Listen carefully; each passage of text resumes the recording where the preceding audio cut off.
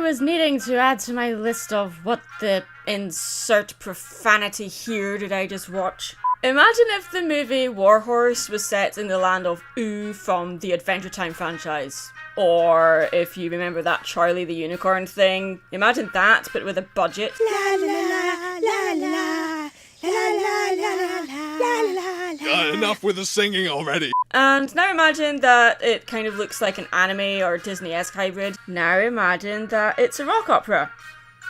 There's a lot of imagining here. Now imagine watching whatever you conjured up with all that description while intoxicated. That's pretty much what Centaurworld is. A story about a warhorse and her rider who get separated during an epic battle, resulting in the warhorse, aptly named Horse, waking up in a different dimension called Centaurworld. A crazy, trippy, candy-coloured, chocolate-scented, rainbow-paved fantasy world where everything is half human and half something else. I imagine the best way to describe it is... here's more imagining. Imagine if you're watching this epic, drama-heavy anime like Fruits Basket, for instance, and then someone changes the channel suddenly to watch, I don't know, Azumanga Daioh or something without telling you. Are you happy? You won, you know. Now I'm the outsider, the outcast.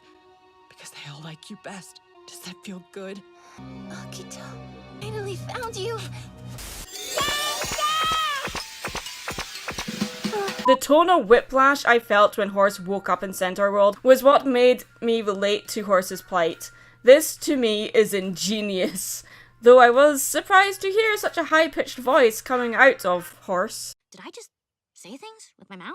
The show's animation is just as hyper as the world it is set in, using classic squash and stretch movements similar to vintage cartoons of the early 1940s, but it also reminds me of the animation of Ren and Stimpy, where the characters can go off model with every cut. It gives it a very uneasy feel, like Centaurworld is not quite what it seems on the surface, like there's something sinister simmering underneath.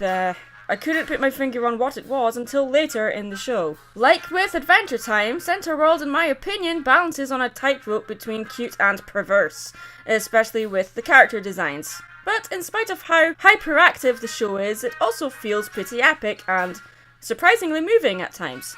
The music being the show's biggest strength, in my opinion. Horse herself is a stubborn, tactless, reckless, adventurous horse leading the charge in the series, desperately trying to find a way back to her home world and back to her rider. This show has a season-long running plotline, which is a breath of fresh air, considering most shows either start off episodic and then ease into a season-long storyline, or every episode is its own standalone story. The story of Centaurworld is thrown in your face pretty much immediately. There's very little time to set exposition, but it manages to do so through song or meta-humor. In fact, the show itself does so with literal expositional leaves. Exposition leaves. You're in the right place. It is a very self-aware show, and there's a lot of meta-humor, but it doesn't snap you out of the story, at least not for me. It's a weird, dumb show with a lot of depth that took me by surprise. The characters along for the ride are fun, silly, anxious, but also very appealing.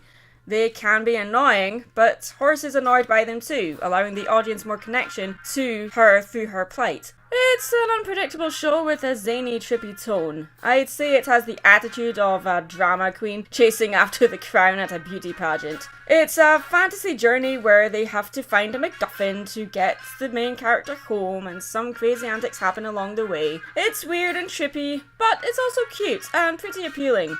At least enough to hold my interest in anticipation of a second season. You know what? It's actually basically like if Mary Sue had her own land and Maddie was stuck in it.